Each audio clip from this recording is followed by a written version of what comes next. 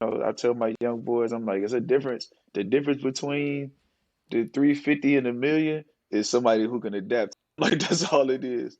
Because it ain't about your ability. Like, can you have game in multiple places? Can you be effective in multiple places? Asked to do multiple different things. Like some days it's gonna be about you, and the other day it ain't gonna be about you. The days when it's not about you, what else you gonna do? That's your difference between 350, 500, and 1.5, Mhm. 1.7. What's good, everybody? Welcome back to the Role Player Podcast, presented to you by the good folks over at Swish Cultures and EuroHoops.net. You can check us out on Spotify, Apple Music, or anywhere you get your podcast. Also, be sure to follow along on all social media, YouTube, IG, TikTok, and Twitter with the handle at Role Player Media, or on the Swish Cultures YouTube page. I'm a little sick today, so forgive my voice, but I am Jordan Taylor, 11-year pro EuroLeague vet, rolling with the multi-talented Stanford gentleman. Jordan got I mono. got Jordan got mono, man. He been coronavirus. in the club. He said mono. Boy said mono. Mono. He said mono. See, and I'm a Kissing Joe, skip your man. The kissing right. Joe. I'm gonna skip your fucking intro for that too. I'm gonna skip your intro, man. But rolling with the multi-talented Stanford gentleman, retired 11-year pro, and Swish Culture's co-founder, the one and only Anthony Goods. Before I talk about your hairline, you see how I rolled through that EuroLeague vet? Because the guest we got today, I don't even know. Like, you know what I'm saying? Yeah, EuroLeague vet, because we got a good one today, man. But your hairline, you looking all right, man. You looking all right. Yeah, I stay on point, man. I stay on point, man. Every time I touch down, I'm on the Dominican side of Madrid. Get nice and right, 15 right. euros, and then I come back over here with the white My barber, folks. So my I'm barber good. was supposed to come through before the show, but practice ran late, man, so I ain't have time. Your forehead hella shiny though, man, but we ain't gonna talk about all that. But listen, man, we got a real good guest, man. As I mentioned, I rolled through that EuroLeague vet because we got a legend with us today, man. We got the 2014 EuroLeague champ and Final Four MVP. He's a EuroLeague Finals top scorer in 2014, a Euro Cup Finals MVP and Finals MVP and champion, and Euro Cup first team in 2015, an Israeli League Cup champion and an Israeli League champion, two-time German League, and most recently in Europe, a FIBA Champions League MVP in 2019. And I ain't going to leave this out. A first team All ACC 2008 and second team All ACC in 07 and 09 because that's when I started watching this dude, man. He's a certified bucket. We got the one and only Mr. Tyrese Rice, man. Appreciate you joining us, dog. Nah, I appreciate y'all for having me. I appreciate it. It's crazy we all did 11 as well. Yeah. You did 11. Well, you and your 11, we did 11. I did 11. Mm-hmm. And you said that. I was crazy, man. But I appreciate you guys, man. Big shout out to what y'all doing, man. I love it. I love it. And it's building. It's crazy to see that, see y'all from the beginning to now. Amazing. Man, no doubt. We appreciate y'all because it's really built off of dudes like you, just watching and being in awe. We did the vault episode on you, and that's your left to right snatch and just going left. I think I talked about guarding you in 2019, 20, and I remember it like when you was at Pana, and our coach was like, obviously keep him off his left. And I swear to God that you was not going left. I don't know how you be getting by people going left, dog. Like you got before we get into the other stuff, just tell me what it is about, how you are so slippery off getting off of guards and getting to the basket. Like, is that something you work on or is it just natural? Um, I think it was kind of natural, but I learned like little tricks, just little ways of moving people's arms and grabbing legs and just like little things like that, shifting people's bodies so that you can still get there. I was always like I always tell like young dudes when y'all want to move people's bodies and hands and stuff like that, if you could get somebody's hands to turn this way, he can't move his feet that way. Mm-hmm. If you get what I'm saying, like if he moves his body to the left, he can't slide to the right. So I would always mess around with people and try to get them to move their body to the left or move something like a hand or a leg or touch it or something like that just to get him to shift his body. And then it's like, all right, he can't slide that way now. There's no way that he'll stop me from getting to the left. Yo, do you think playing in that flex offense at BC helped you in Europe, like as far as getting your buckets in tight spaces and things of that nature? Yeah, exactly. For sure. For sure. You hit it right on the head. Just being able to figure it out, with 8 people within 10 feet of each other. Like is, for a 6 foot guard is crazy. You know what I'm saying? Like, I mean, I don't know. Like sometimes I look at it and it's like how they was letting me get layups in some of these situations. But once you do it over and over and practicing it and all of that, you just start figuring out, little small things. Man, it's Hey, you just made me think about something in that game too. We played against each other. Um, and I don't think nobody know this, but what's crazy is I had a crazy stomach virus. Like mm, I was in a hospital the next 2 days after that joke. I should have never been playing in that game. I had lost like 13, 14 God pounds damn. before the game. God damn. I was like 194 or something like that. I went into the game at like 180, 170 something. I ain't been 170 something since I was in high school. I was Man, sick as hell playing in that game. Like I should have never been out there. I was like I said, I was in the hospital the next 2 days. I flew back and went straight to the hospital off the plane. was that That joke was was that crazy. something that did you elected to play or the team had you play? No, I played. I'm like one of them. If I can walk, if I can Facts. function and think, I'm going Hmm. out there. Like I ain't, you know what I'm saying? Like it just is what it is for me. They was always like, "Nah, man, you should stay home." I was like, "Bro, I'm alright." Like I ain't. I don't feel like I'm about to die. You know what I'm saying? Nah, Like, facts. I mean, not to use that, but you know what I'm saying? Like I ain't feel. I didn't feel that crazy. So I just was like, I'm going out here, Man, practicing everything, all that. you It's touched crazy. on a couple things that's actually going to lead into our segment inside the L is what we call it. The first thing it was some of the tricks you talked about, so we're going to relate some of this stuff to small guards in the NBA. So talk about as someone who's obviously NBA capable but just didn't play in the league. What would the current athleticism and length do to a small guard? Like, how would you attack that as a small guard? And then, second question is, do y'all think this for both of y'all? Do y'all think the small guard is completely extinct in the NBA? Um, I don't think it matter what size you are Mm-hmm. now. I think they giving guys a lot more guys chances, especially if they're like athletic, being able to jump and stuff like that, like a Ja or something like that. Ja ain't but about maybe 6'2" or something like that, but he's crazy athletic. So that's kind of special. But I think um I think the small guard now just has to be able to get guys off balance. And like a Trae Young, like he don't rely on his athleticism like that, but he gets guys off balance all the time, and he's able to take advantage of that. Let alone he could pull it right off of any move, so that creates advantage. So being able to get guys off balance and shoot the basketball, Mm-hmm. it's gonna keep small guards out here for as long as possible. Now winning with them is a whole different thing. That's a whole nother thing. Like that is a whole different thing. That's where it gets tough at. Yeah, I think a lot of the small guards. I think they're slowly starting to become extinct because I think that there's kind of like a shift. There's kind of a shift right now in what I think the NBA is looking for point guards or smaller guards to do. They want them guarding Mhm. multiple positions. They want them scoring the ball and distributing. Like there's just so much more demand. Whereas back in the day, you could be Ish Smith and just get in the Mm-hmm. paint and just find guys. You know what I mean? And hats off to Mhm. Ish Smith, man. I think he's a special talent and somebody that if you think about it, he's played for like probably over like 8 teams or something like that. But he Yeah, figures it maybe out. more. Yeah, maybe more. And Mhm. he figures it out each situation he goes into. He's coming off the bench. It's not like he's getting buried down there. He's getting meaningful minutes, and Mhm. he changes the game with his speed. He gets in the paint. He finds guys, and he puts pressure on the rim. But yeah, I think it's a different era for small guards. And like Tyrese said, you got to be able to shoot the ball. Like you can't Had to. again, like you can't be like Ish Smith not shooting the ball that well and getting to the league Yeah. these days. Like, you know what I'm saying? Like Yeah. you got to be able to shoot the ball. You got to be able to defend at least one position. I think small guards is becoming extinct only because Trey's doing his thing, but look at you see how they talk about these small guards now. Like Ja okay is a Yeah. little different, and Ja has a culture thing about him that kind of I think keeps him relevant as well. But you see how they talk about Mm-hmm. Trae Young. Like, man, I was on the bus the other day, and we were talking about Trae Young. Like, he just is not even in the same stratosphere as these other guards.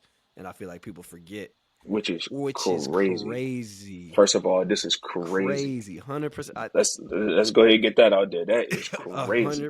Like 100%. that man is 5'10". And he averaged like 27 in a 10. Like stop, that is crazy. Like, Yeah. I'm like come But on. the thing we ran into a little the argument really started was like, to your point, Reese, was it, can you win with them small guards? Like, can you win with Trae? He been to the Eastern Conference Finals. I think I asked the question, what is the difference so far?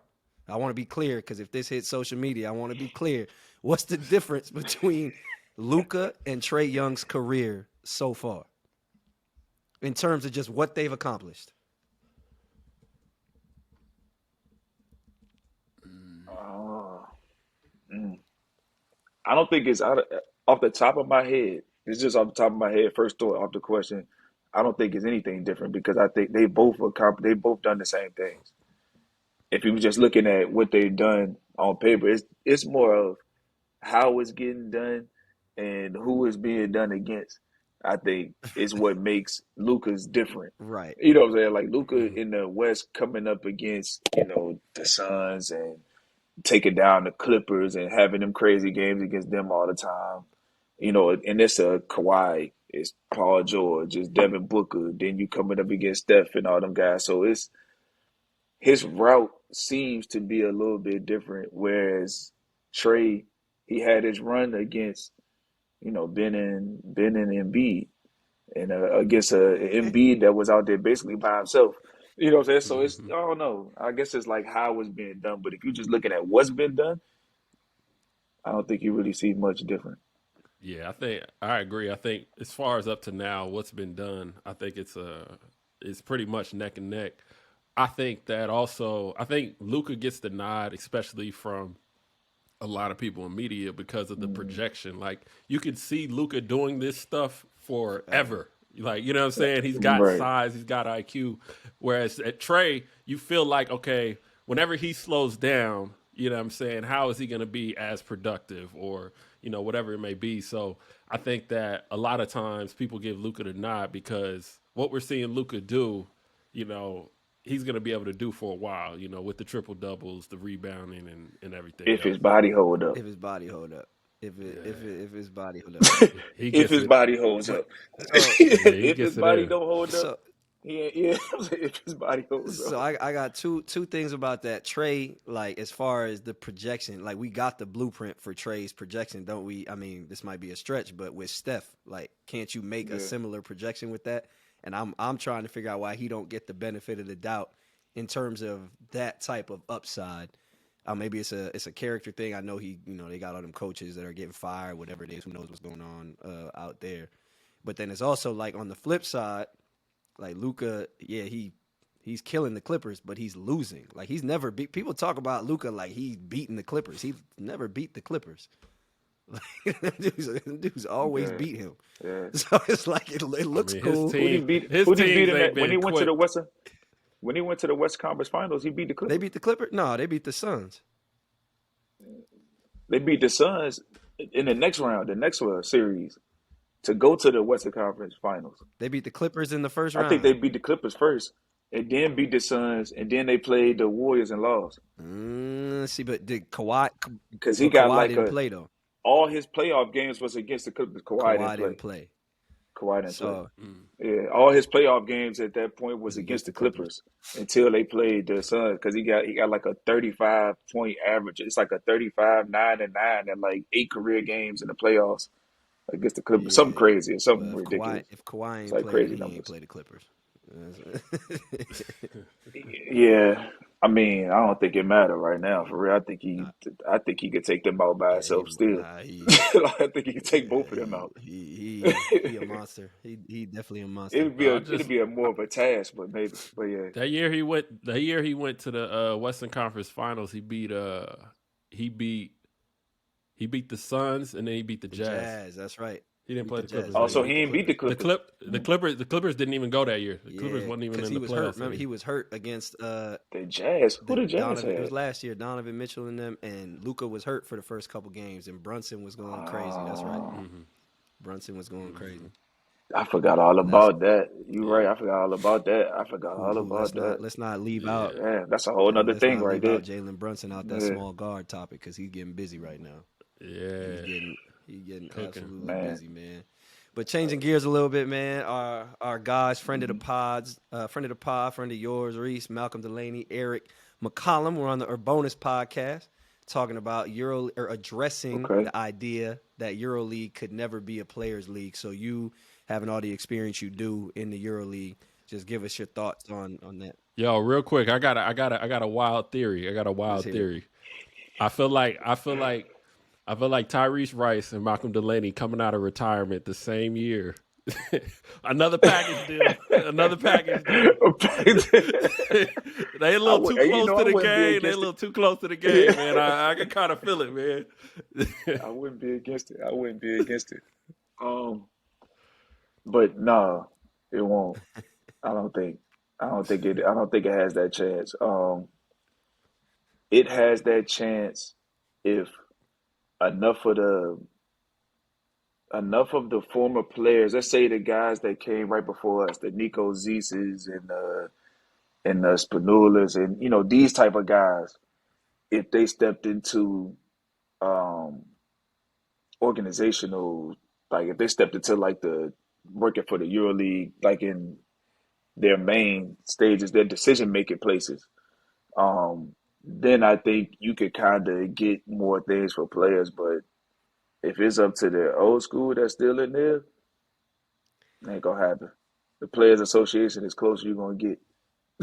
A couple of hotel rooms and that's about it. We're not gonna get, it's never gonna be like a players league where the players are able to make decisions and basically run the league, regardless of what guys are making or anything. So do y'all think it's gonna be one of them things where like right now the old guard is in and it's like the young guys are always like, when they're gone, you know what I'm saying, then it's going to be different? Or is it just going to be – because I feel like – here's my take, just using the Balkans as an example. I feel like them Eastern Europeans are always like they cool as hell until they become a coach and they just as crazy as everybody else. And I'm like, yo, what, man? You know what I'm saying? I mean, they come from that cloth, though. But I think in regards to making it a players' league, like this is pretty much, let's just say, more of a U.S. mentality. And I think that the U.S. players – number one, I don't think that they have enough pull, you know what I'm saying, to really dictate. You're going to need some of those European guys to kind of get on board. Need them. But they're used to, being out of the spotlight. Some of them don't even use, social media like and all these other things. They're not thinking along the same lines because they don't have that same blueprint. Like they came up in the farm system of these teams, you know what I'm saying? So I think they see things differently, so it's like it's more so about getting a bunch of these guys on board. Like if you had like Mirotic and Micic and all these other guys kind of coming together, then it's something different. That's when it changed. Yeah, but they're not about to respect an American voice who they know could just dip off and go sign a two-way or whatever and just be gone the next year. Like it's not like that. Let me ask this. What define a players league? What does that really mean? Like what we really asking for when we say a players league? Is it just the freedom? Is it being able to, I don't know, pressure on brand and I don't know. What would we call a players league right now? I think no, go ahead. Do your thing. No, I was gonna say more opportunities for monetization. I think like when you look around the league, like if there's a basketball card, if there's a jersey, like anything, they like making money name, image, and licensing, like you know what I mean? NIL. Like at the end of the day, I think that in Europe, they like I go to a bunch of these games. You got jerseys and they putting the names on the back now and everything else. Yeah, but I guarantee you that player ain't seeing nothing for that. None of that. None of that. So I think that just having that type of influence where you are making you are making money off of, you know, what you bring to that organization, even if it's for 1 year. I don't care if it's for 4 months. You know what I'm saying? Like when that's built into the contracts and things of that nature, I think that's more of a players league, because I mean we're here to make money, bro. You know what I mean? And organizations are making money and they're not trying to share that piece of the pie. And But you mean yeah, Has anybody tried to? Oh, go ahead, no? JP. My Ask your bad. question. Go ahead. I was about to ask, has anybody tried to put it in their contract? Has anybody? I wonder if anybody has actually done it, or made the attempt to do it. I think Victor's. I don't know for sure. I want to say I heard though that I think Victor might be getting a cut or something that Well, over at Paris. He said he's a little he different. he better I be getting might. something. I He might. better I be don't know. getting something. Like, cause all them people coming to them games, ain't nobody that is not No, gonna that's happen unseen. again. That's unseen. It's Yeah. not gonna That's happen unseen. again. But good, you talking about in terms of monetization, not just the contracts, but you talking about the actual EuroLeague pushing these opportunities towards the players, like through sponsorships, other like things like that, or are you just talking about the players having the ability to monetize their own NIL? No, I'm talking about like if you play for Bayern Munich and Bayern Munich is selling, you know, jerseys with your name on it in their shop online, EuroLeague doing the same thing with the EuroLeague patch on or whatever it is, you should be making Yeah. money off of that. I think that Hmm. I think that also, you know, and maybe Tyrese, you can speak on this, but I mean, I think that there might just in my dealings with EuroLeague, with the you know, on the media side and stuff like that, like they kind of put pressure on what kind of brands can be, you know, present and, you know, part of certain content and et cetera, et cetera. So I Hmm. think that um, you know, I just believe that there are a lot more ways for these players to make money. I think that the league could also source it. I think the teams could probably help source it. And, you know, and I think if they're in any commercial, if they're making appearances, like these are all things in the NBA. Like if a Right. player's making an appearance, you know, for on the team's behalf because of a brand that the Any team works appearance. with, yeah, the team Yeah. that brand that the team works with, they're getting paid for that. The players getting paid for that. Hmm. So I Hmm. think Yeah, it's that. that's I would agree. I would say the NBA Yeah. became a players league really when the NBA essentially became an agent for the players association, right? Like the NBA is in cahoots with the players association, Hmm. and they're bringing money and deals to the, or they're bringing sponsors to them, and then in turn benefiting off of that. I think at that point it becomes a players league. Like I think where I'm at in London is they're trying to do that here, and I think they're doing an amazing job at it so far with the in the BBL. I'm almost torn, like as a player, and Tyrese, this for you. As a player, you say you're a little old school playing through stuff. Like, do you feel comfortable uh, pursuing those things while playing? Because I'm doing my podcast right now. I'm doing this podcast. I'm doing another one, and I'm shooting the ball terrible right now. And part of me, I'm like, damn, these dudes gonna be on my ass just for doing this extra stuff. You know how Europe is, where it's like you ain't playing Yeah. good, so don't be on the what Yeah. stay low until you play good. So it's a little Yeah. foreign, For real. so doing, People crazy, man. That shit really so crazy, bro. People really crazy I'm anyway. Go ahead. extremely blessed to be in the situation with our coach is cool, and honestly, it makes me want to press Hmm. even more to make shots and do all that. But do you think guys will be comfortable, pursuing those things in Europe, or would that be foreign to them too, if that makes sense? Um, comfortable like, or like teams being And comfortable with guys players doing being stuff like that. comfortable doing it, or would it be would Demanding players it. be comfortable demanding it and then following through with it?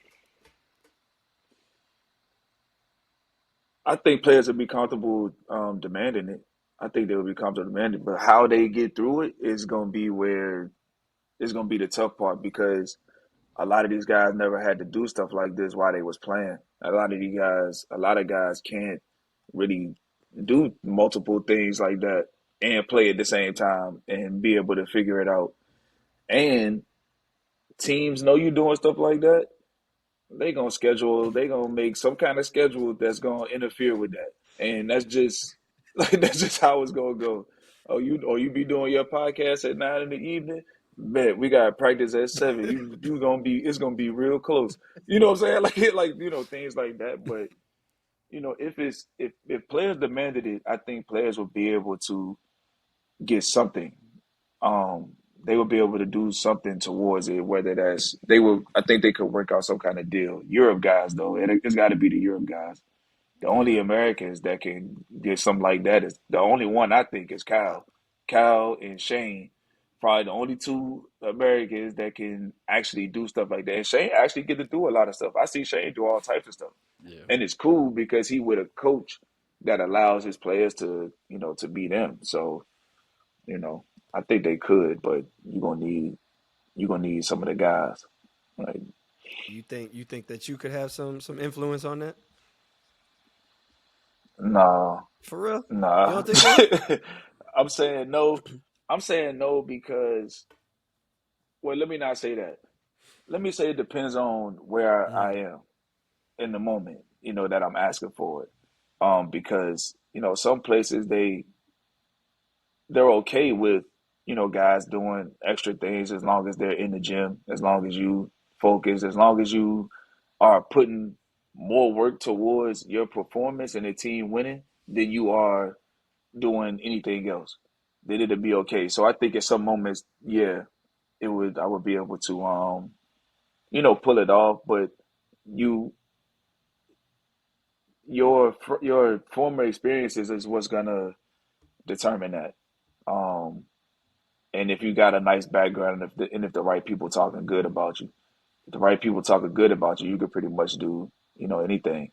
But that one little hiccup could be something that derails you for years, and you be trying to prove your way back for years. I mean, like I said, I was talking to Anthony about things that I've been through as a player, and understanding that sometimes it's gonna be good stuff, sometimes it's bad, but you got to understand. You also have to do the work to understand why it went bad, like what happened, like what happened with you, like why was that? Not on the external thing where they made a decision about you, like what did you do to make them even think to make that decision. So I think it comes down to a lot of that, like your experience, your former experience, your relationships, and what they think about you, and if you can actually do it or not. Nah, that's a good point, and actually that leads right into to our other segment around the world, man. And I want to get more into your personal experience as a player, right? So you started in Greece with I always say the name of this club wrong, but Paniono, how you say that? Panionios, Panionios, yeah, Panionios. that's not in my vocabulary, not in my linguistics, man. But and then you went to you went to Germany with Artland, and then you went to Ritas, right? And you Hmm. was killing all those places, Hmm. and then you got to Maccabi, which is obviously, for those that don't know, Maccabi Tel Aviv is like the Celtics of Europe, or Lake, it's close to, you know what I'm saying, the brand Yeah, recognition. You something be in like New that. York and people know Hmm. Maccabi. So Mhm. Hmm. just talk about your experience. You had David Blatt as your coach, who was obviously coaching LeBron in the Cavs. Talk about your experience there, and I guess finding your freedom and growing your rep in Europe on that high level. Because at first he wasn't really letting you rock, right? Like you was obviously playing, but he was kind of holding you back. He was kind of Hmm. keeping a Ferrari in the garage. So just talk about how Yeah, you found your freedom yeah. in that experience. Um, that experience was rough, to be honest with you. And I had this conversation with some of my friends and stuff like that, and just like behind the scenes, and we kind of got into like what was really going on out there, and it was kind of it was a roller coaster to say the least. Um, because with Black, when I first got there, it was like, oh yeah, this your team. You're gonna go and do whatever you want. We want you to be you. This is like first week. I'm like, oh, all right, bet. I'm not even knowing what I'm stepping into. Really, I'm like that kid that was 14, 15, 16, getting ready to go play in pro am with the grown dudes again. You know what I'm saying? Like trying to figure it out, with a bunch of EuroLeague guys, and I'm comparing them to, the guys we had, the Devin Smiths, the Joe Ingles, the Sean James, Guy Vanini, Rick Hickman. Like these are all these EuroLeague guys. They've been in this. Like this is my first time stepping into this, and he's just gonna try to hand it over. I'm like, oh, okay, cool. But when I wasn't performing to his standard in the beginning, it just kind of, that's when the roller coaster started. It was like play 25, 27, 28 minutes one night, play 6 minutes the next, play 25 again, play 12, then play 30, then play. It was like literally every other game, was like that. Um, and I had a conversation. I started thinking about leaving. I was actually getting ready to go back to Bayern. I was I was so close to going back to Bayern that I was on the phone with the GM in the morning before we got ready to play Panathinaikos. That's how close. Like I was like literally because it was a deadline. If I would have left after a certain deadline, I wouldn't have been able to play in EuroLeague games in order to try to get them to the top eight. I think it was, yeah, the playoff rounds at that time. And Bayern was in our group. Yeah. It was us, Bayern, Panathinaikos, and I think like Loco was in Madrid or something like that. But they was in our group. Um, and I had a conversation with my mother. I called her and asked her, just kind of told her what was going on. My mom used to hoop and all that too. Like my mom hoop, my grandmother, all that, like everybody hoop. All the women in my family was athletes. Um, and I asked her, I'm like, what you think about me going back to Munich? And she was like, you gonna leave? I was like, well, yeah. I mean, it ain't, it's not really going how I expected. You know what I'm saying? Like, well, whatever. She was like, well, have you done everything possible in order to change the situation? Um, and I just kind of like asked her what she meant, trying to figure out, what she meant. But I'm like, what you mean? And she was like, have you done everything possible? Have you put all the work in? Have you put all your effort forward? Did you change your mindset? Did you see what it was that they need you to be in order for y'all to be successful? She was like, it might not be you going out there and just doing your thing. It might be something else. You might have to figure out another way. Um, and I sat with that. I went into the game even thinking about that. I don't even think I did. I don't think I did much of the game, but I sat with it after, and I was like, I hit her back. I was like, you know what? I don't think I have. I was like, I don't think I have. And at that point, I just started going crazy with the workouts, going crazy with the video. Like I'm talking like it got so crazy that Black used to take the balls out the gym so I couldn't work out like on days off or like after practice and stuff like that. He used to be like, nah, bro, you gotta go home. Like it was like you gotta go to the crib. And like, if you making me go to the crib, bet I'm calling Ivy like, hey Ivy, I'm about to come watch some video. I need you to break down. I need you to break down 100 pick and rolls. I need 20 Sergio Rodriguez, 20 Teodosius, 20 Cyrus, 20 just everybody. I still got the stuff on my computer now. And I just went in, just started studying dudes crazy. Started studying dudes crazy, working out crazy, figuring out, what I could do just to be on the floor. Because I'm like, if I can be on the court for 20 minutes, I can do what I do. I just need to be on the court. Mm-hmm. And, it kind of, things started to change. It was like, you got to go out here and guard one dude, be a defender for a whole quarter. All right, bet. I just got to go out there and play D. I might not even touch the ball. That's just what it was until I got into the opportunity where we had a meeting again.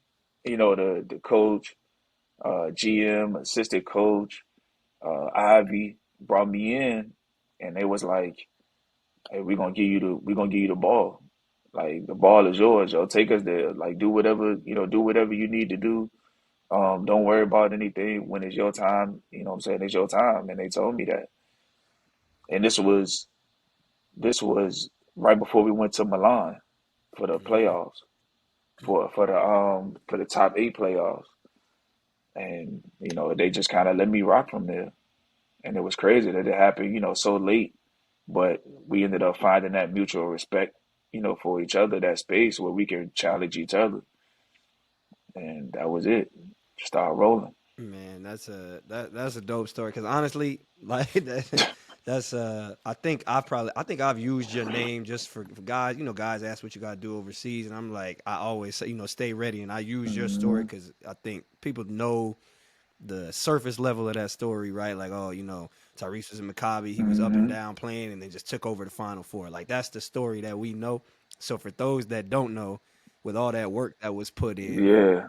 obviously Milano was heavily favored. Yeah, right, in that series. Y'all heavily Yes. favored. Oh, that was a crazy series too. Heavily favored. Y'all beat them. Y'all came back against Cheska, right? Or nah, y'all just beat Cheska, but you came back Yeah. and you hit the buzzer beater, No, right? no, we was down. We was down. Bro lost the Yeah. ball. Like he just had to get fouled. My Hey, dog just dropped it. I hey, remember watching that just shit. Like, nah, he did it. Like he just I'm lost talking it. like what? Like, hold on, like what? That's why we took off like that. It was like, oh, like it was like, oh, shit, he dropped it. Well, we was down. What? I think we was down 17 or Yeah. 18 with like Yeah. 4 minutes left in the third quarter. And Chesko was a machine. You know what I'm saying? Like that's a Mm-hmm. machine. Like, but we had just played them tough. Because they was in our group. We had just played them tough right before the playoffs. They beat us. I think they beat us by 2 or something like that, or 3, something like that. I don't know. It was a close game. We played them tough though. And going into that game, like we was like, nah, man, we gonna be all right. Like we all right. And that machine hit us early. We like, hey, they just got in the huddle. I remember being in the huddle, called timeout. Probably like 5 minutes left in the third. Called one timeout. Then we got it to like 13 or 14. We went on like a quick 5-0, something, 12, something like that. They called the timeout with like 2 minutes left in the quarter. We was like, look, we gotta figure out how to get this jump to single digits before the 7 minute mark of the fourth quarter, 6 minute mark of the fourth quarter. If we get it to single digits, we could come back. And no disrespect to my man Teo, but we seek that man out every but if you watch that game, no lie, you don't even have to watch the game. Just watch the fourth quarter. I'm talking like it was either me or Hick. I was like, hey, look, Hick, he got to get on one of us. Whoever got him, just attack. And we literally drawing it up in the timeout back, like, yo, guard to guard pick and roll. Like I think we was the first team that started running like guard to Oh guard pick and man, rolls for yeah. switches. Like we was running guard to guard pick and rolls for Yeah. switches and ice on. Like in the final four, like you don't see that. Like you just don't. You see it now. Like you see it now. It's a little Mm-hmm. more common Yeah. now, but in 2014, ain't nobody doing that. Like we was literally guard to guard. Like, hey, find a matchup. If he try to guard Smitty, bring Smitty in the post up. Get to like it was, and we just played for matchups, and we ended up coming back. It was crazy. Man, I don't know. It was man, crazy. you got something good?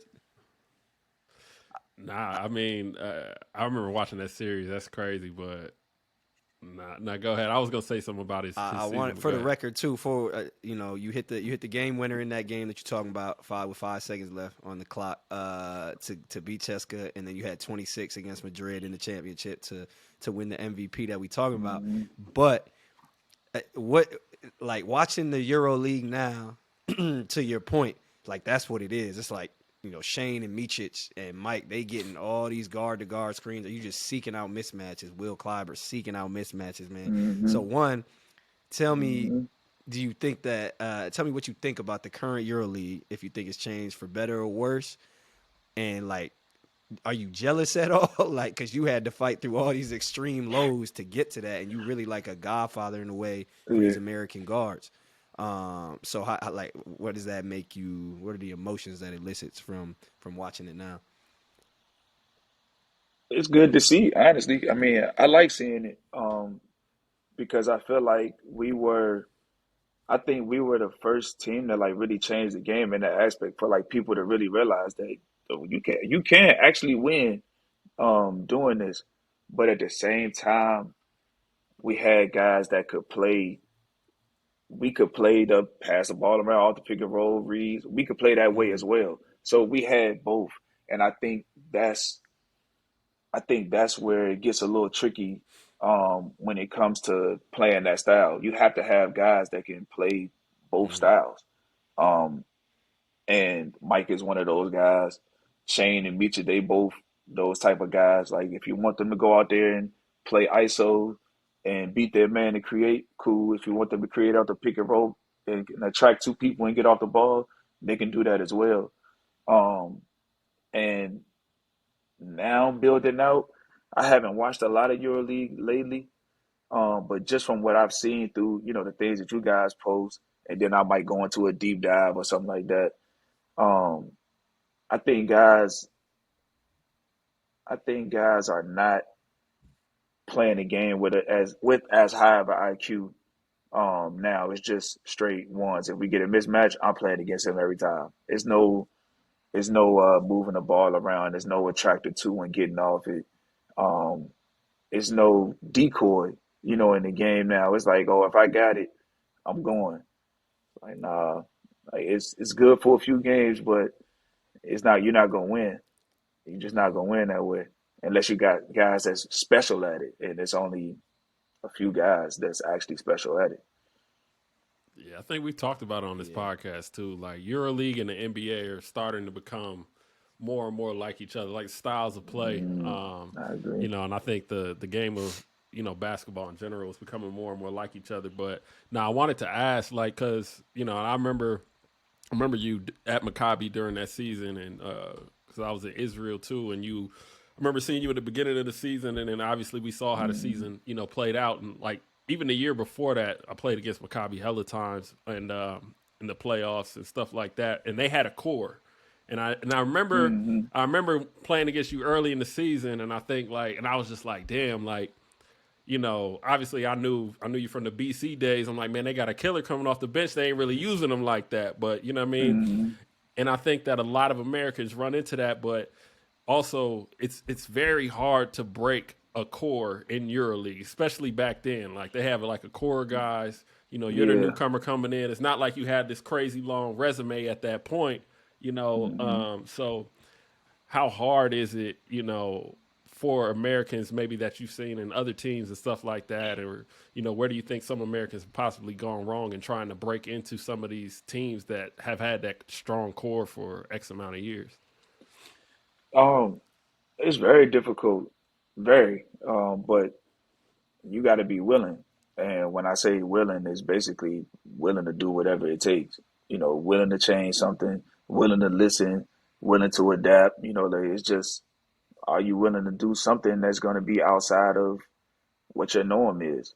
Um, and going back to it, I think that's what I took from that conversation with my mother. It was just, what am I like? I got to be willing to do something else. I mean, and most guys, you coming up through college, you was the guy.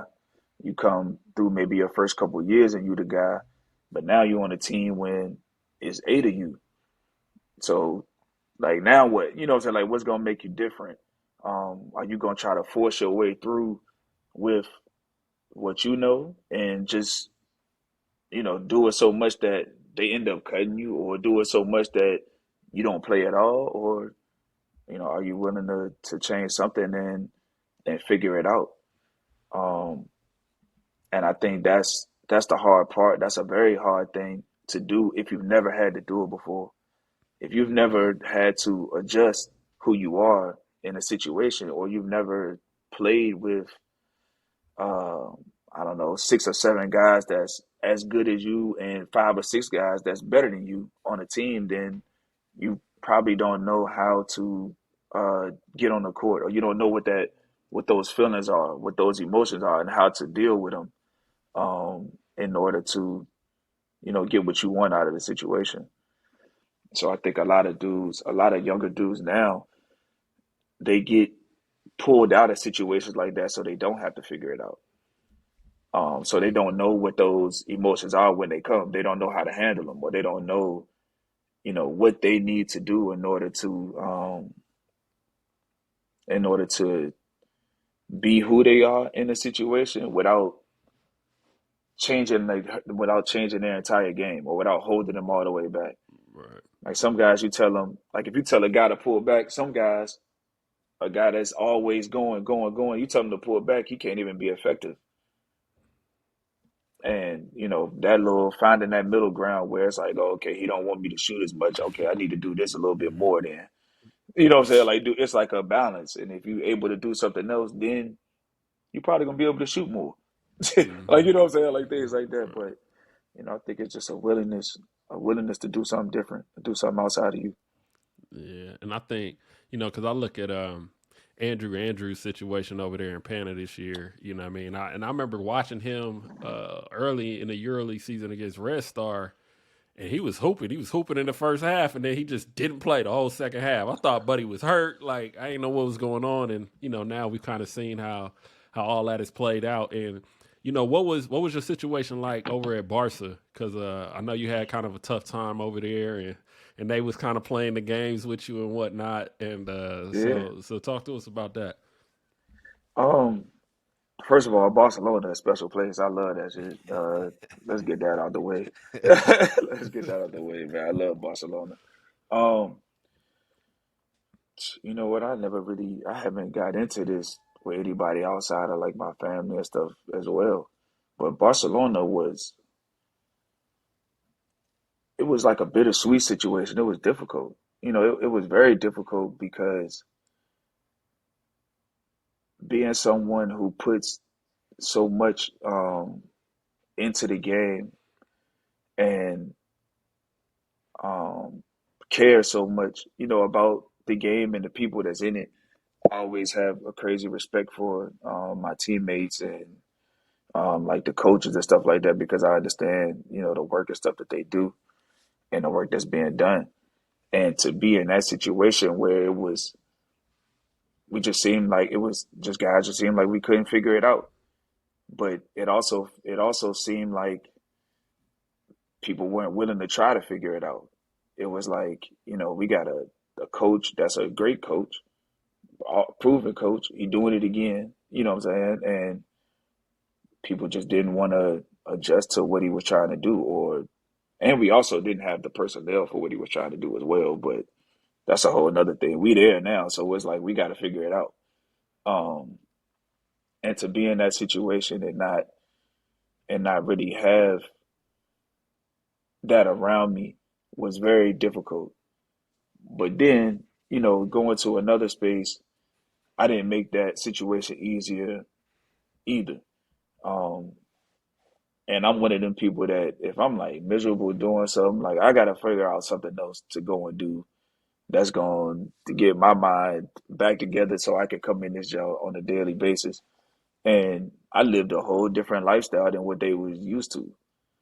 Um, I went out. I used to take my homeboys out to go and kick it. We was always going to dinner somewhere. I had my car and stuff there, my car from home there, like all types of stuff. Like I was living a different lifestyle than what they were accustomed to in Barcelona players. Oh man, I think my laptop about to die. But anyway, in Barcelona players, um, and I probably rubbed them the wrong way with that. But that was also my lack of maturity and my lack of understanding of where I was. So that lifestyle that I was living before could be fine on other teams. Um, that's not one of the six biggest organizations in the world. You know what I'm saying? And your standard is different. What they expect of you is different. What you have to do while you're there is different. And I didn't understand that in that moment. For me, it was about ball. I knew I was in the gym on days off. I'm in the gym before practice. I'm in there after practice. Regardless of what I did the night before, it didn't even matter. I was gonna be in there and be ready to work, but it's not enough. And I didn't understand that until I looked back at it. When I reflected on it and started to realize that um, that's not that's not gonna work in Barcelona was later. It was after. So, that was like a pivotal thing for me looking back at that situation. So I couldn't really fault them for how they acted or reacted. Yeah, what was talk about your emotional reckoning with all this realize because you talked about like kind of what you realized after the fact. But in the moment, these are extreme highs, extreme lows. Obviously, winning the EuroLeague MVP and EuroLeague and Euro Cup, and obviously your life changed financially and Kimki and all that. So Hmm. just talk about the emotional reckoning that you dealt with in Barcelona, because obviously they had you practicing at what like 6 a.m. sometimes, right? And didn't they had you on the second team? Oh, they Hell didn't. That was no. Cat. Stop. Oh, that was No. Cat. No. Uh, Niggas gotta stop. No. No. Yeah, man, all these fucking stories. that was That's why I cat. be saying this. I don't even be responding. I don't even be responding to it. I just be like, bro, that is not what was going on out there. First of all, hold up. Before I answer the question, I'm gonna just let you know what I was doing while I was Yeah. out there. I went to Miami one time. I went to Paris Oh one shit. time. I went to London Oh one shit. time. I went to Ibiza one time. Like, bro, I was doing whatever the fuck I wanted to do on that job, Oh man. shit. I was working.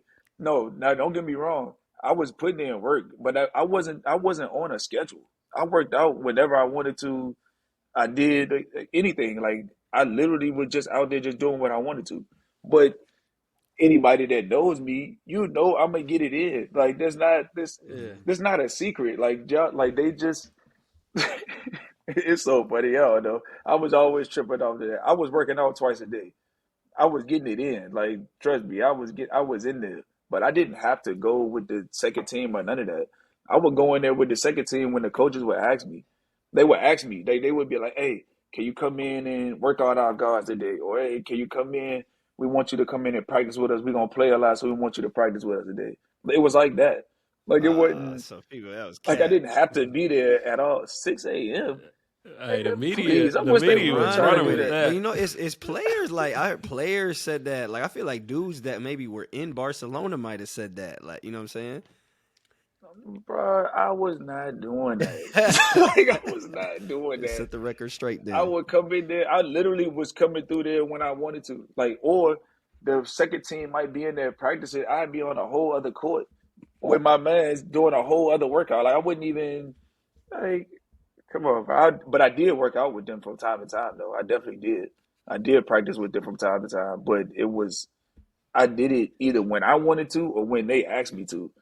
But it was no, I didn't have to be there. I could have not showed up every day and it'd have been fine. I had nothing. I had no Nah, but schedule. Like nobody was calling me, telling me to do nothing. set the Like record straight then. I was like, what is? Yeah, set the record straight right Yeah, see, but see, y'all the first people. I'm telling y'all the first people I talked about anything with Barcelona. I would always just kind of, it was alright, just kind of leave it alone. But come on, man, I wasn't doing none of that. But anyway, to answer the question, dog, I was miserable. yeah. With all that being said, I was miserable. Um,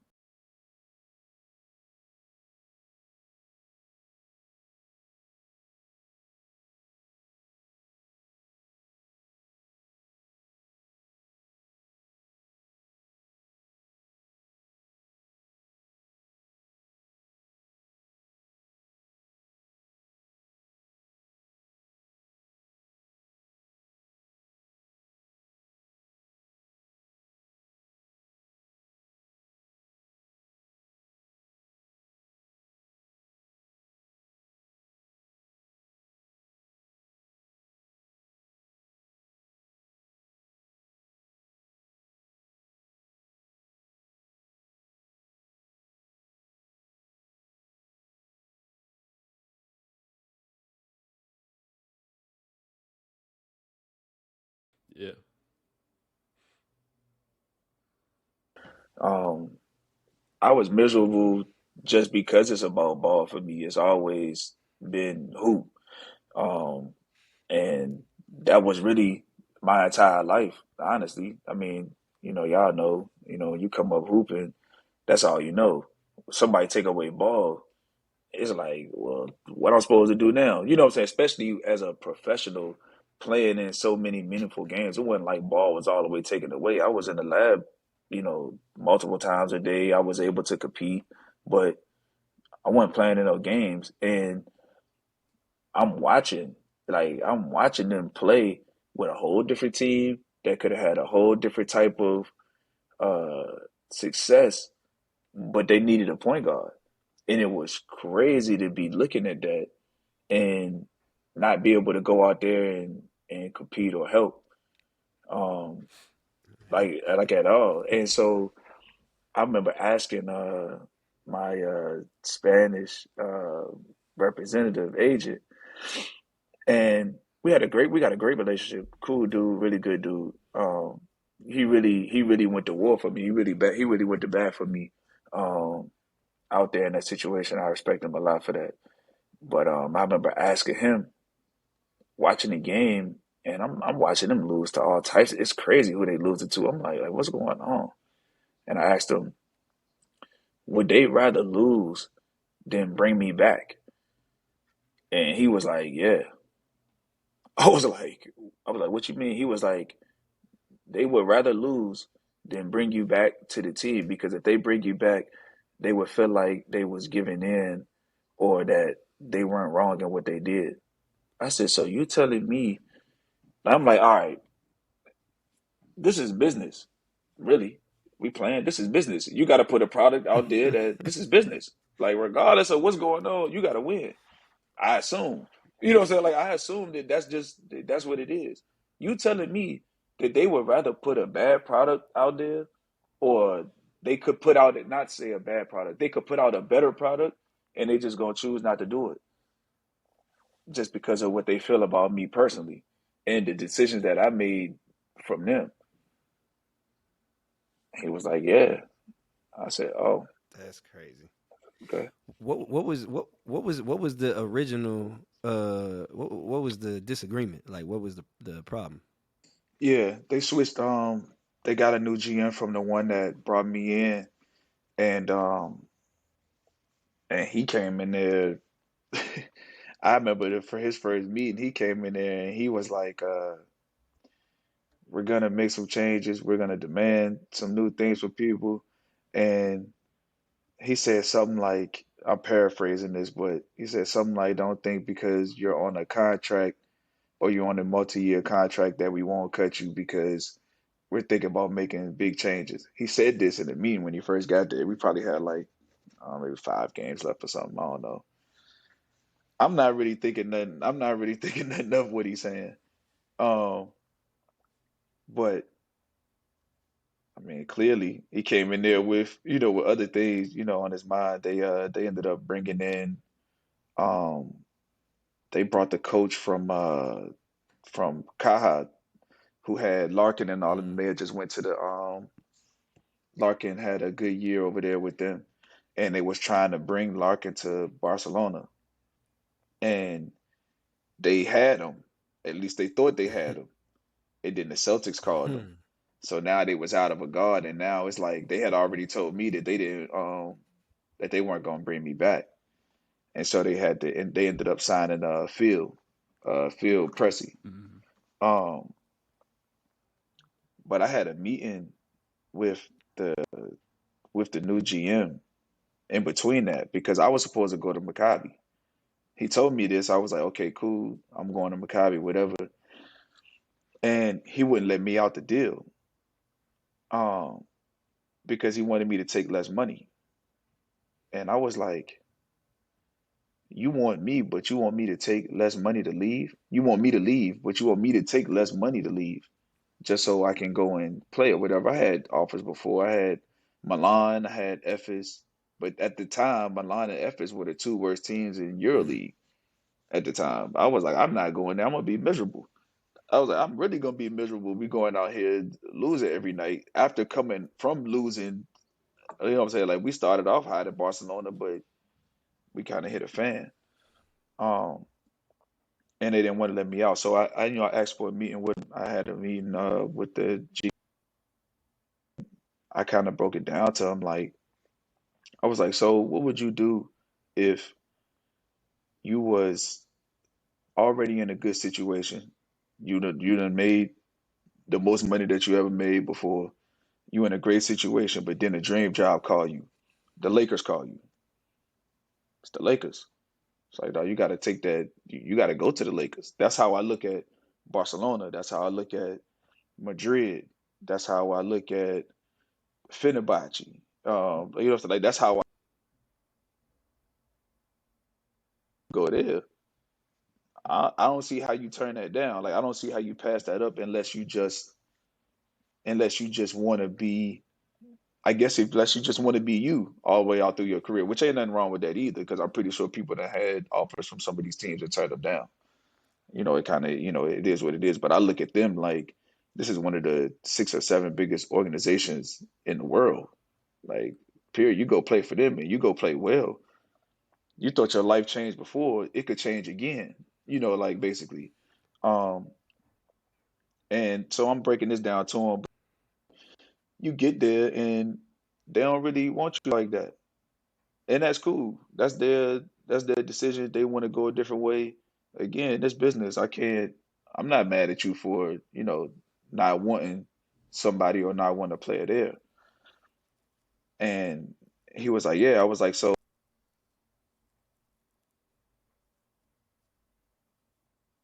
leave after you took less money to come to the situation. Because I took less money to go to Barcelona than what I was getting in Kimchi. I was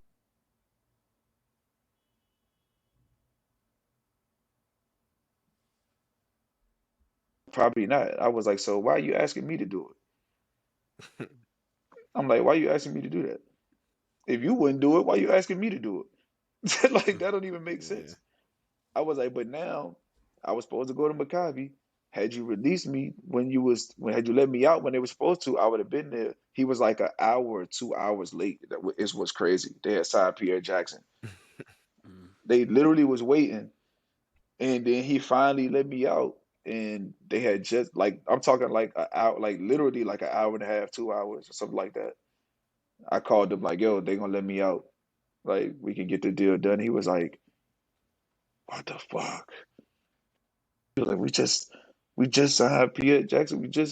I'm gonna call you back. They're like, we trying to figure out. I'm gonna call you back. I'm like, no, you can't pull a deal from that, man. You can't do that. Like you can't like.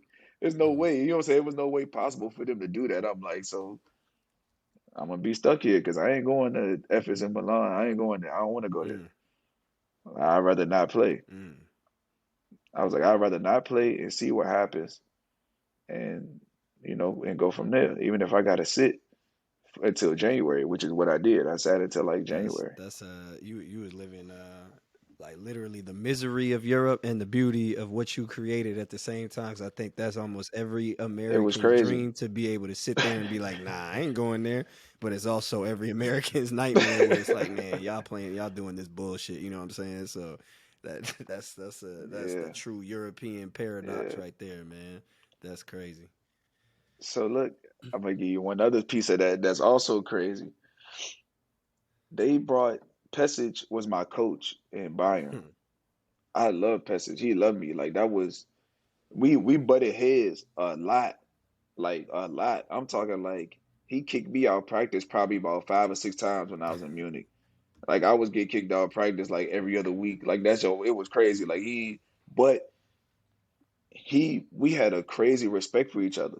Like crazy. Like we had like a crazy relationship. It was really, if you wasn't with the team and you didn't see it on a day-to-day basis, you would not understand that. So you would be like, first of all, you would think I was crazy. Like no one, you would be like, nah, this man Reese get kicked out of practice all the time. This man crazy. But really, he would do it intentionally sometimes. Like he would come in there, I would come in and practice and literally not say nothing to him, didn't do nothing, like something in reaction, he'd be like, "Get out." I'm like, "What? What the fuck?" Like, yeah, then like kick me out, but it really happened like this a few times. For he lives in Barcelona, so I used to see him all the time, like at the gym, moving around because I you had to everybody was walking up and down by my house all the time, like where I lived. So I would see him all the time. So Barcelona fires the coach. They decide that they bring in him. I literally had just left to go to China like 2 weeks before they brought him. So now he's calling me. His son Marco is calling me like, "Yo, are you still in Barcelona?" I'm like, "Nah, I just got to China." He like, "What?" He like, "What?" My dad's about to take and bring you back. I was like, "That is crazy." I was like, "Now how wild is that?" I'm like, "Now how wild is that?" Had I had I not decided to go to China, I would have ended up suiting up a Mm. Damn. job unless I could bring Tyrese back. That's what Pesic said. Mm. That's what Pesci said. He told them that. Damn. Told them that. But he didn't know. He didn't know that I was gone. He didn't know that I had already took the deal. Damn. And that's when is I that had already took that's it. when That was crazy. Renfro came in right around then, right? Like Renfro came when when he I was was there. there. Okay. Okay. Yeah, he came when I was there. I can't remember who they brought in. I don't know. They brought in a few guys though. They brought in a few guys. Like they weren't running it correctly in that moment. Like we didn't have a great roster, but then they didn't make the roster any better.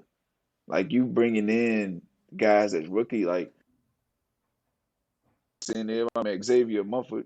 You bring my man X in there, his first year, he never played EuroLeague and stuff before. Like it's certain things that y'all not even telling him. Like it's me and him. I'm bringing X to the gym with me. I'm like, yo, come on, X, let's go to the gym, just so I can show him how to not travel. Cause he never played in Europe. Like it's like certain things that No. he didn't know. Or then they brought in the other young dude, John Holmes. Both of these dudes, after years, like now you see what X go back to Barcelona to get busy now. Like it's up for Xavier now. Like he's straight. And John Holmes, another dude that after a couple years would have been just fine. Like a 4-man stretch, 3-4, can strong, athletic shoot, all of that. I'm like, but y'all bringing in dudes who never played in Europe in a situation where they got to win right now. Like how successful you think they're gonna be? You know what I'm saying? Like it's gonna be way too difficult for them to come in a situation like this and be themselves and really be good. And not to mention that we had 6 of our top 8 get hurt in the beginning of the year. Like that jump was crazy.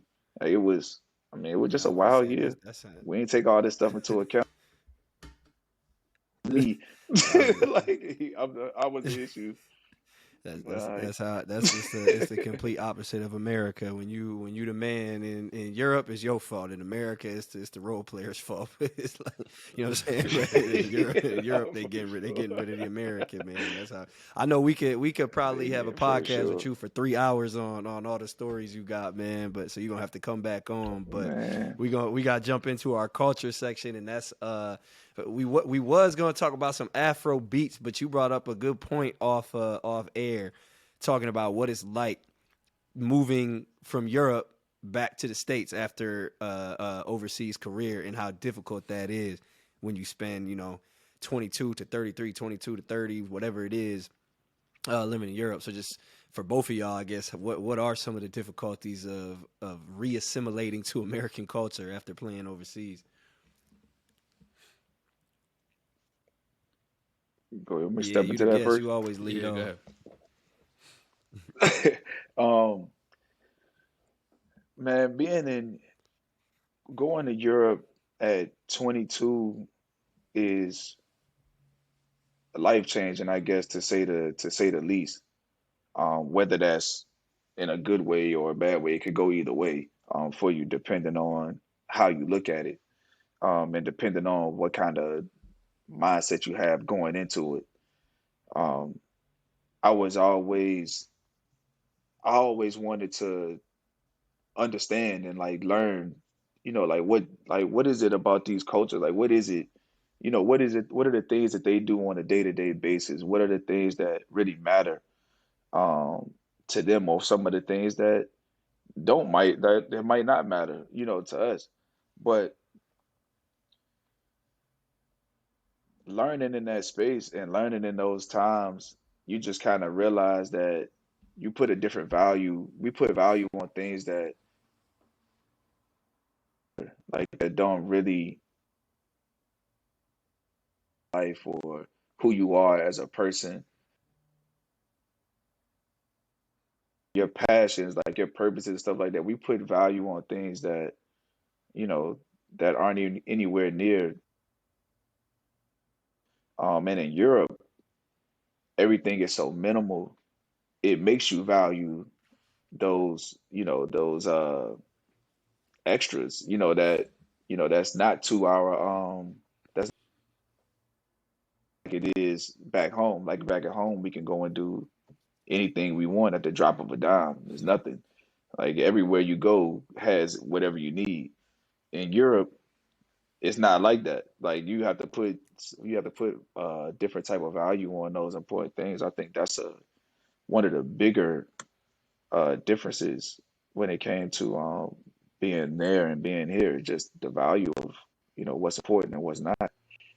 Yeah. Yeah.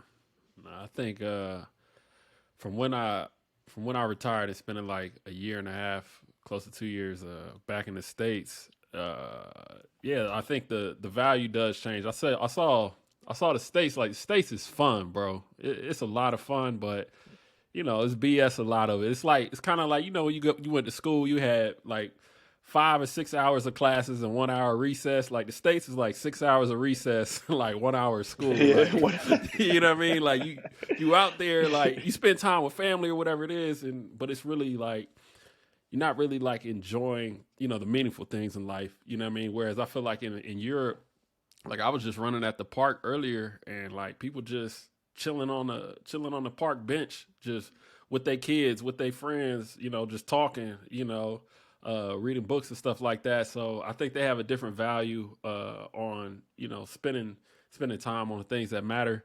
But I enjoy the life out here. I enjoy the life in the States a bit, but I think it's definitely different. And when you overseas for so long, and I'm talking about a special group of people, because overseas ain't for everybody. Some guys was really just out here hmm for a check. You know what I mean? And it's hmm not for them, but some people actually came out here, embraced it, and enjoy it. So I'm speaking about those individuals, man. Like, so once you hmm spend so long, like, it becomes a part of you. And, just like anything else. But I will say that one thing that I am missing here, and Jay, you and I have talked about this, is just like the absence of black culture in Europe.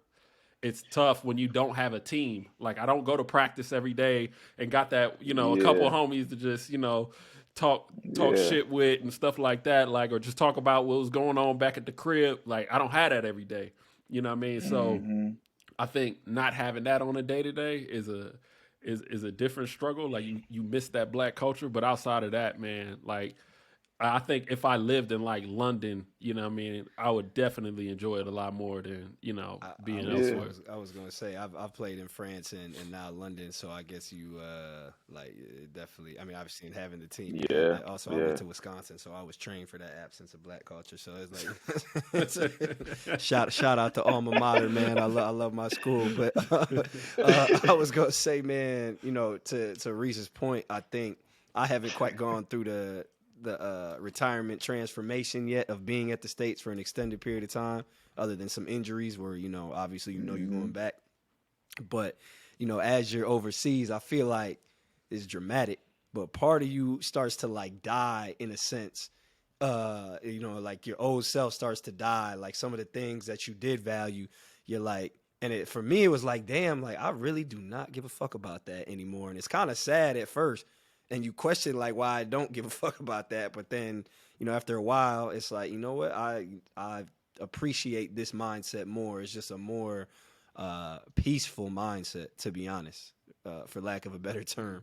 hmm Like you said, valuing being with your friends and your family, valuing, even the 2 months you have at the crib. I'm like, I used to want to be in the club or whatever. I want to go out and do this, that, and third, stun a little bit.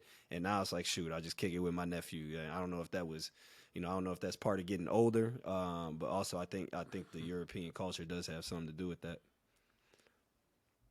Yeah.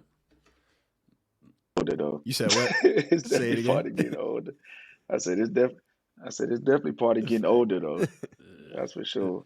But yeah, I think that whole you living minimally, you living like a minimalistic lifestyle, when you in Europe. Like you're not really you really understand, and it's like being in college again, kind of. Like you got minimal stuff, to Yeah. your hands, and you got to place value, where it's really needed and wanted. And to your point of being in Europe and going out to the parks and stuff like that, and just seeing people out there chilling, like that's a part of that lifestyle. Like you don't need nothing. It's like go Hmm. out there and chill in the sun and kick it. The sun out. That's all people need to see. Yeah. Over there in Europe, it's like the sun out. I'm outside. Like everybody Right. outside. Facts. You know what I'm saying? Like it's like, and we just chilling. We sitting on park benches. We walking up and down streets. You know what I'm saying? It's just like stuff like that. And I think that time like that is important just in figuring out who you are and figuring out what you really want to do. Um, but on another note, the absence of black culture is different. And I live in Houston, so Yeah.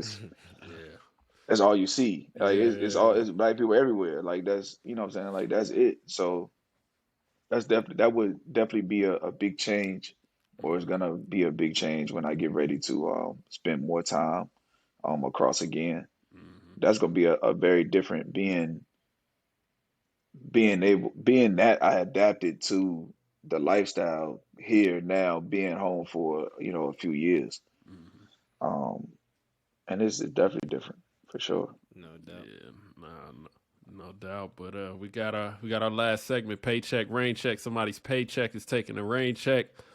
The feature of today is Tyler Dorsey just signed with Finner. Finner's looking loaded this year. Signed a nice little deal over there through 2025. Now the question is it more pressure for the players or the coaches to make it work this season? And if Finner does win it this year, will we see a shift in teams kind of moving away from trying to keep a core together and then just throwing the checkbook and getting as many players to join the team? Hmm. That's a good question. Dang, he froze again. Um, Oh no, there you go. There you go. You there? I can't hear him. Nah, Can you hear him? yeah, I'm oh, there here. you go. Can you hear Yeah, me? yeah, now we can. Yeah, Yeah, now go I can hear ahead. you. Just I Now can I hear can hear you. you. That's a good question. Tyler is definitely a big pickup shit for any team, but especially for Finner and what they already have over there. And that right now, it seems like it's shifting that way, especially with F is doing that also. With signing, they got a roster full of guys, but it depends. They have to win. If you don't win, then nothing changes. Change it if you don't win. That's like we could go back and kind of compare that to the guard to guard. So now it's like, oh, so this does work. We're gonna try it. And copycat leagues are everywhere. Back in the NBA, it's all shooting threes and having shooters at every position on the floor. It could change like that in Europe as well. It could be, all right, we're gonna pull the money out and we're gonna sign as many guys as possible, and we're gonna see what happens. I think that's an underrated way in how or overlooked I should say way in how Europe's becoming more like the league and that like the biggest teams are just gonna sign all the best players. So the FS they're gonna have six of the best players in Europe. But then the way for these smaller teams, Hmm. especially like the London Lions, the Parises that are trying to come into a EuroLeague, the Asvels, the Berlins, like the way they're gonna have to compete is try and find one of those stars, maybe overpay one guy, and then just get a core around that guy to compete. And I think that's Yeah. looking to me like that's gonna be the model. When I spent my time at Asvel, I always thought one Hmm. thing where they kind of go wrong is they keep trying to turn over, and part of that is me being salty they didn't bring me back after they told me they would. But that's another story. So, that's another story. So, but yeah, just keeping for those teams, I think that's the only way you're going to be able to compete is to keep the core together and just let people grow together. Some teams, I don't even think some teams are interested in having stars like that. Like I think Berlin is Mm-hmm. one of those teams that's not even interested in having stars like that. Like I don't think they are really trying to win in EuroLeague. Because they don't bring guys in like that. Like they don't spend that money for that. I think being in EuroLeague and winning German League or having a chance at winning German League each year, I think that's okay Mm-hmm. for them. Um, and I wish they would go out there and spend some breaks. I think it'd be a great culture out there in It'd be amazing. Berlin to have a nice EuroLeague team. I think that'd be dope, but I don't think it don't seem like it's something that's in their cards. Like guys, and just spend the money Yeah. like that, in hopes of doing, doing more in EuroLeague. Berlin's one of the best cities in Europe too. I'm telling you right now. Berlin, Yeah, that place is fire, I man. agree. I was surprised by how fire that place was. But I mean, honestly, I feel like for EuroLeague to truly be the second best league in the world, I mean it is, but like truly call it that, you have to have those teams competing. Like you have to have those at least trying to win. One year they got to be in the elite. Like, you can't just to me you can't just have Madrid, FS, like whoever in the top 8 every year, in the final 4 every year. Like it just gets boring.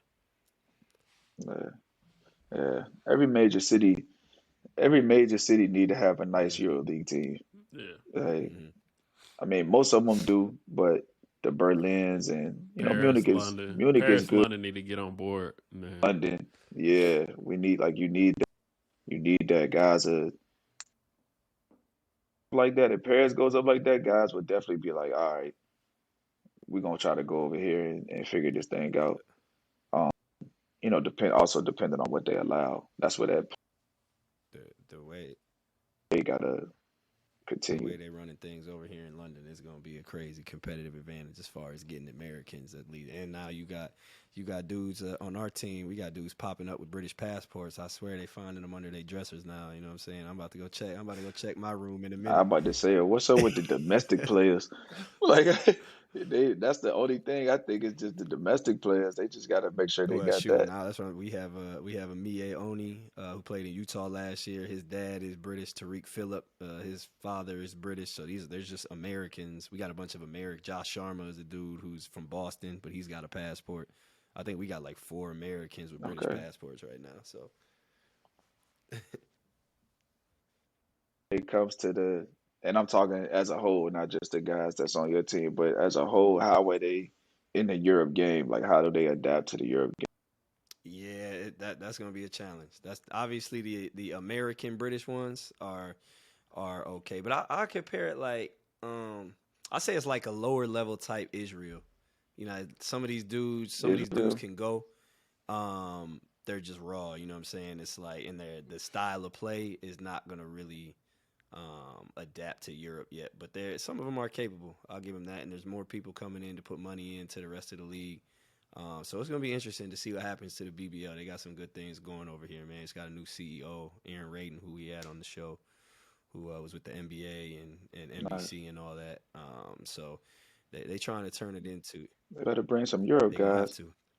And when I say Europe guys, I don't mean like European, but them too, but like guys that played for a while in Hmm. Europe Hmm. and that really know that game and can really teach the guys that they have there Yep. now, that part of the game because I mean, I say it all the time. If you can do some of the things that if you're a scorer and you learn how to play in Europe and learn how to make plays in Europe, you're gonna be unstoppable. Like, no, you're gonna be unstoppable if you're just willing to make plays because the situation is gonna be there. The advantage is always gonna be there. Somewhere on the court, you're gonna have an It's advantage. easy.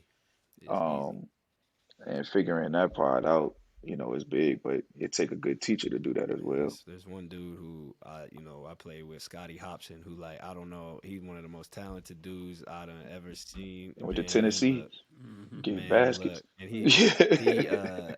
there was times where he turned into a playmaker where it was like, yo, this dude is the best player in Europe, like, and he playing Euro Cup, like, and he not playing like Euro Cup, like Kimke Euro Cup, Mm. but I'm watching this dude like, man, you could average 15, 9, and 8 and not break a sweat over here, but I think it's difficult for me. I think it's difficult for some of those guys who are that talented to stay focused sometimes because I think they want but Yeah.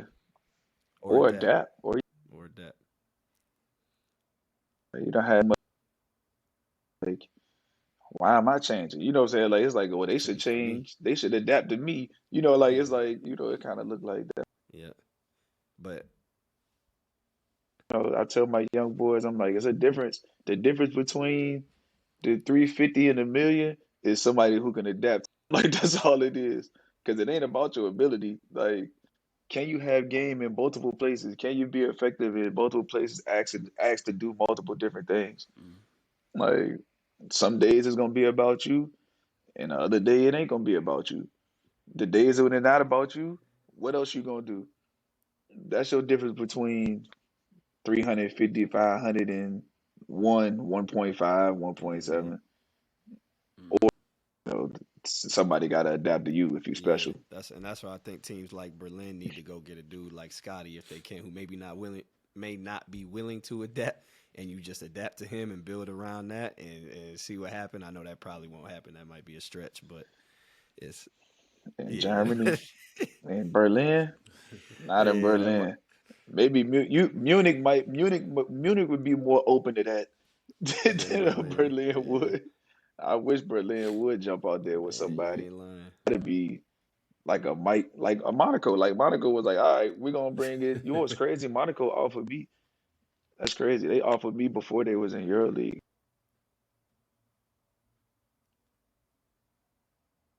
Still in Cheska at the time. Damn.